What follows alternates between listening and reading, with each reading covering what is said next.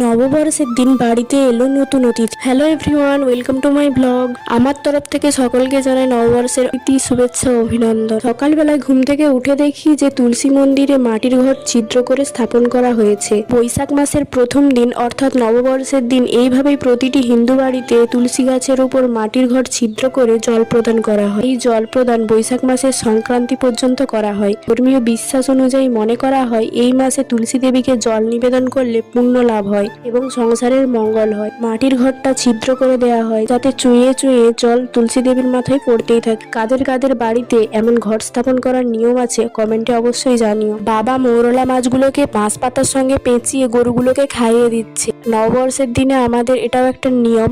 তো এরকম নিয়ম কাদের আছে কমেন্টে জানিও।